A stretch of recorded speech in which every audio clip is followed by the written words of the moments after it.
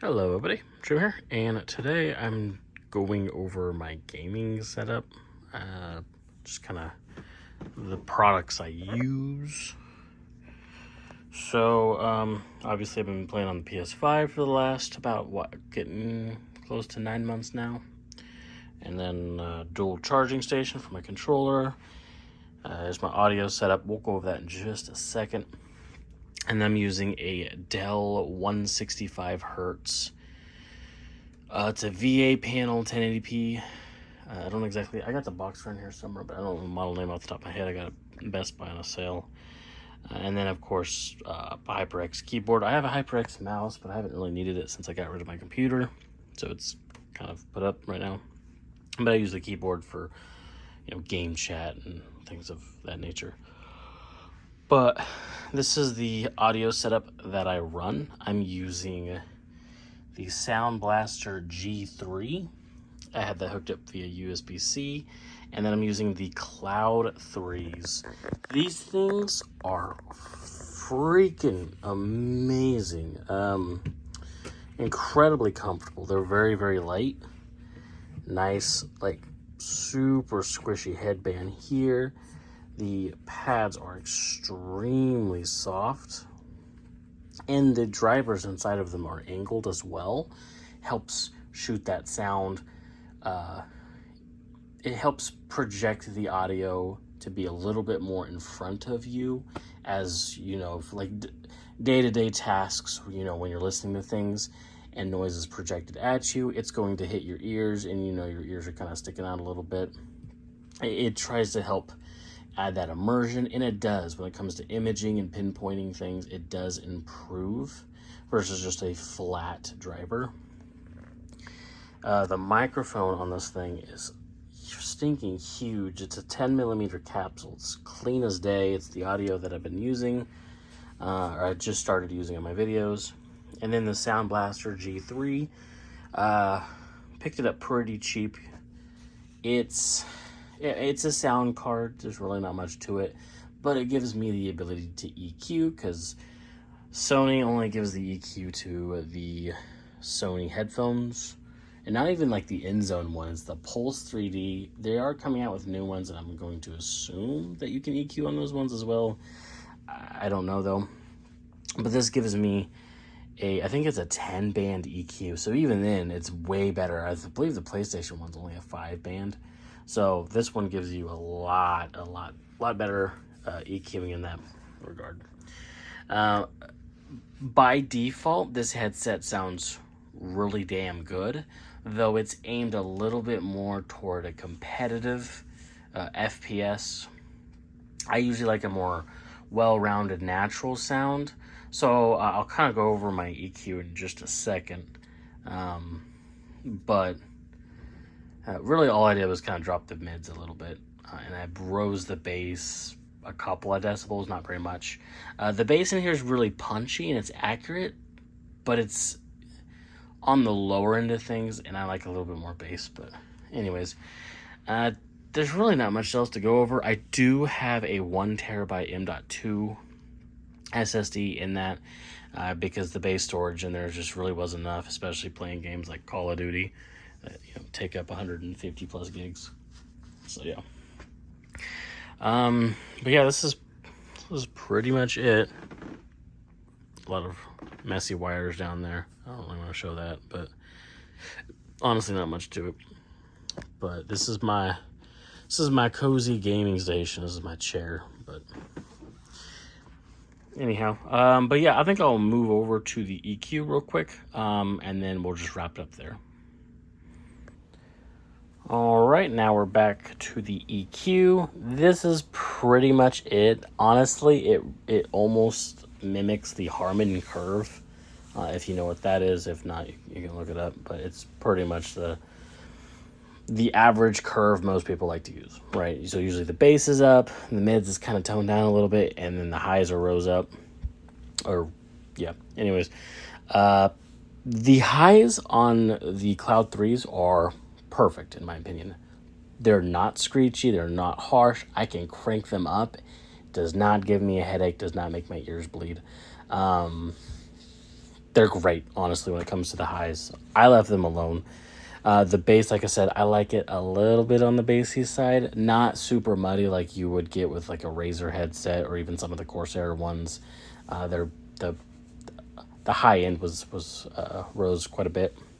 So I did raise the low bass just a couple of decibels, but as you can see, about the 125 mark is when I started to flatten it out, and that's because the 150 hertz area is the part that is boosted up a little bit naturally on this headset, and that gives you that punchy bass. That it's very neutral and not very muddy. It's very, very punchy.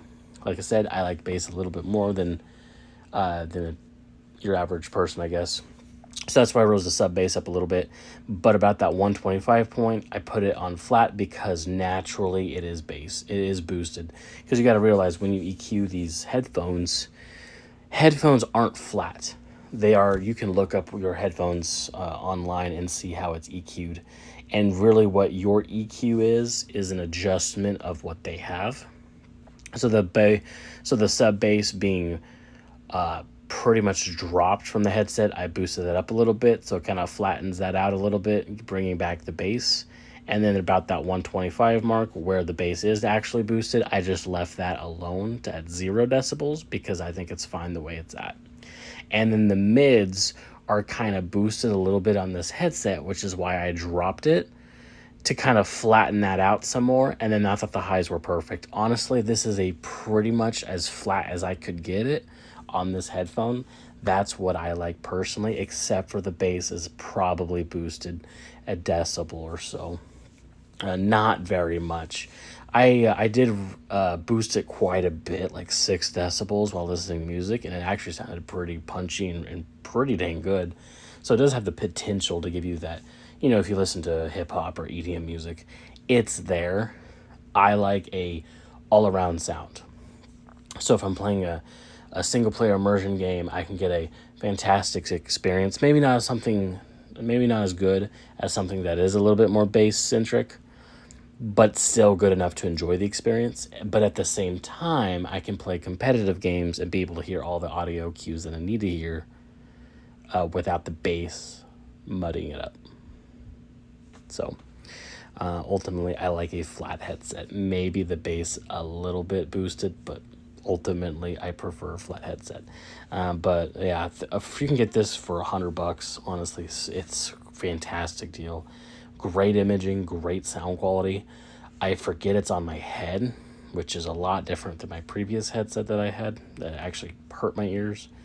And then the microphone is fantastic. Whenever I get back on the computer, I'm going to be able to get Sonar back, and I guarantee you I can EQ this microphone to sound pretty damn good, pretty close to something like a USB mic, because it really is a standout in terms of headphones. You have the HS80s microphone, which is really good, but it's extremely muddy headset.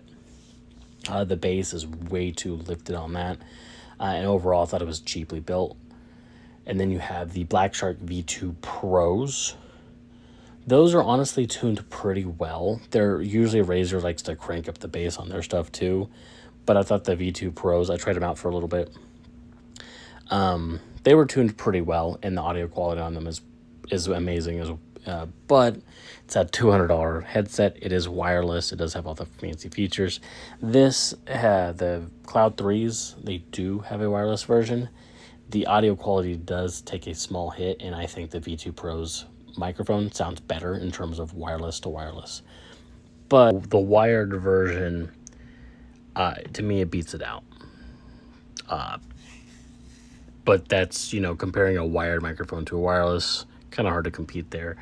But yeah, I didn't want to make a huge video on the headset. I would 100% recommend it. It's a brand new headset that just came out with it, versus the Cloud 2s. The Cloud 2s had punchier bass, but it also had harsher highs. And I'm really sensitive to the treble end when things get a little too lifted there. So this headset did sacrifice that punchy bass, like even more punchy. and then it also cut down the highs. So to me, I was able to take the EQ and lift it up. But even just add vanilla sound, they sound great for gaming. Music, they sound okay with music, but they are a gaming headset, and for that purpose alone, they sound fantastic for that. If you do have access to an EQ, of course, you can change it the way you like it. But if you don't, if you just plug it into your controller or something, it works pretty damn well out of the box. As someone who likes bass, that's why I said it's okay for music. But if you're someone that doesn't really care about bass all that much, it might sound damn good, especially if you like listening like rock music, things like that. But yeah. Anyways, this video's went on long enough. But yeah, if you have any questions or if you want to see anything similar to this, more hardware side of things, just let me know, and I'll see what I can do. Alright, well, hit the like button if you liked the video, and subscribe if you want to see more content on my channel, and I will see you in the next one.